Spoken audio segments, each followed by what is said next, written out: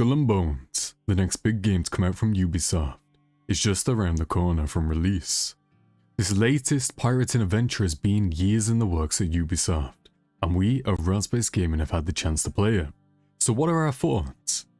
Today, we'll be going over our first impressions of Skull and Bones and giving our opinion on what we think of this new pirate game. Upon starting a new game, Skull and Bones sets off with a quick demonstration of how the controls work, which then throws you into an unwinnable battle that sets the scene for the story of Skull and Bones. Straight out of this, you'll get the opportunity to create your character. The character creator feels pretty limited and didn't really give you many options to make your pirate the way you would like, and I'm not a fan of how the facial hair looks on the player characters.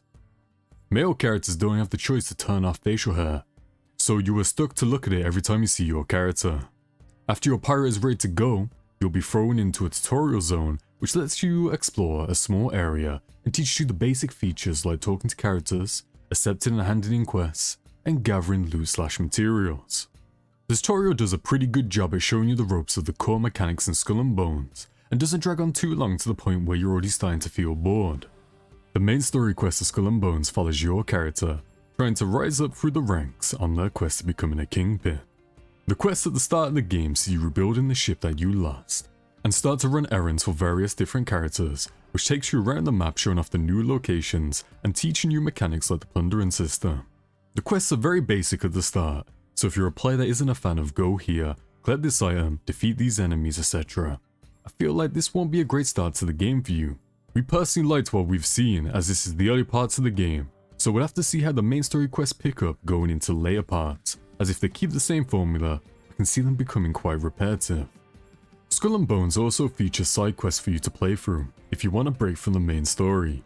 Side quests are given out by NPCs you've come across on your journey, or via a job board that you can find in the main hub location. These side quests usually see you gathering certain materials to hand in, travelling to a certain location to hand over an item, or destroying enemy ships. Side quest rewards are usually silver, which is the currency of Skull and Bones, or materials that help you craft items.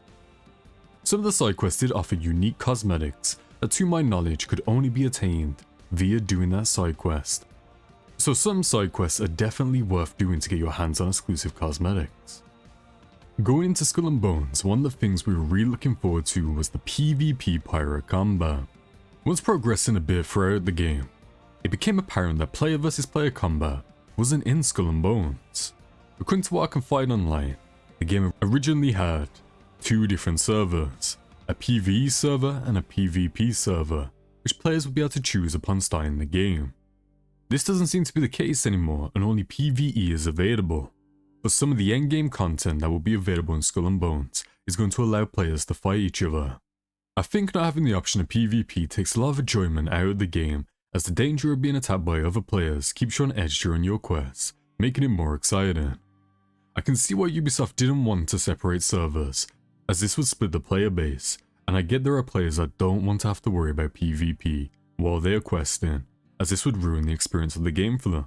I wish they had an option that kept everyone on one server, but players could opt out of the PvP, and players could see this with a marker next to their name, as I believe this would be a good compromise to both sides of the player base, and I would allow for players that want PvE and PvP combat to tailor the game to their own experience and how they are feeling. One feature that is present in the game is the food system.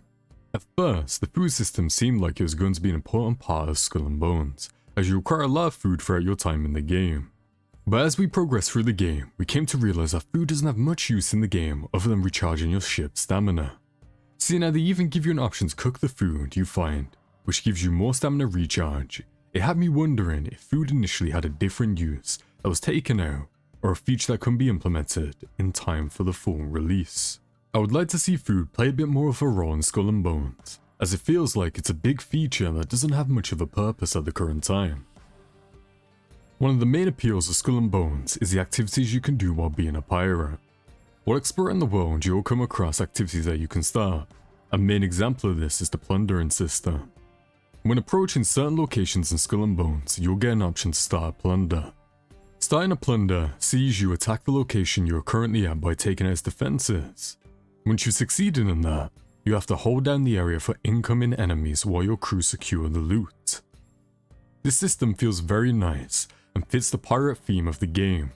The one thing I enjoyed about the world activities is how any player in the world can join you in these activities even midway through them. This makes the game feel more alive and worth attempting these activities.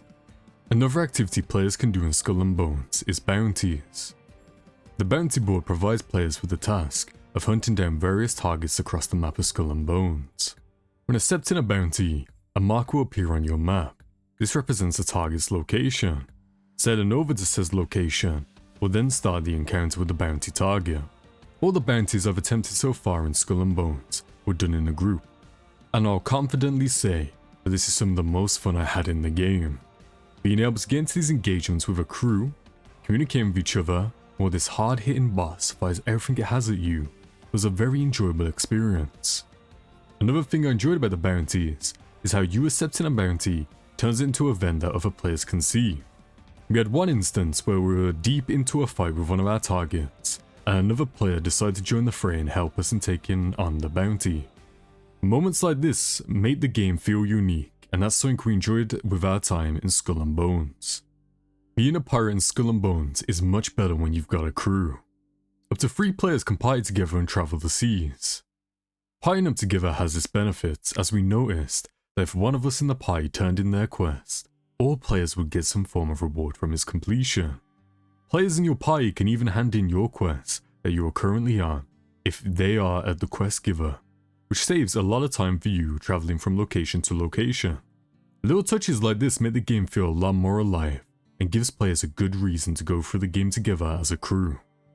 Ships are the biggest part of Skull and Bones, and the game has a lot of customization around them. The game currently has 10 ships available.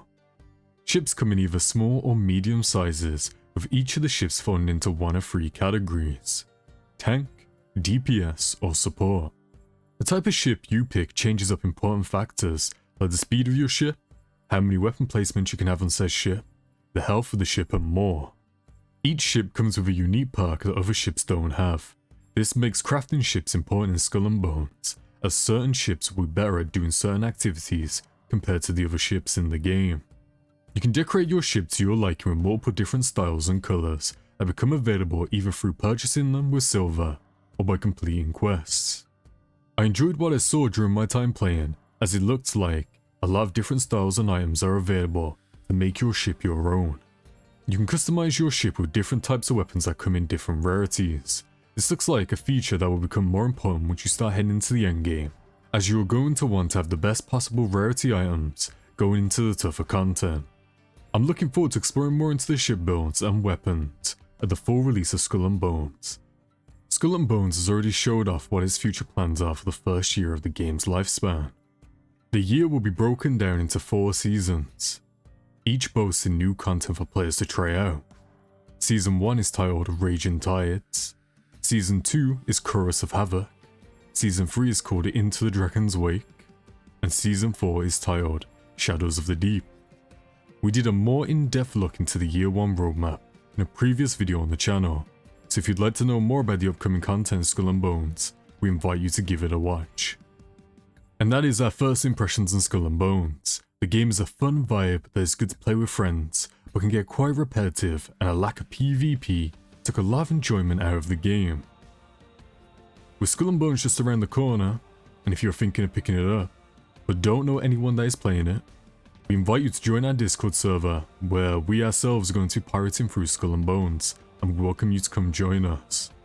Let us know what your thoughts are on Skull and Bones in the comments, and if this video helped, then please drop a like and subscribe.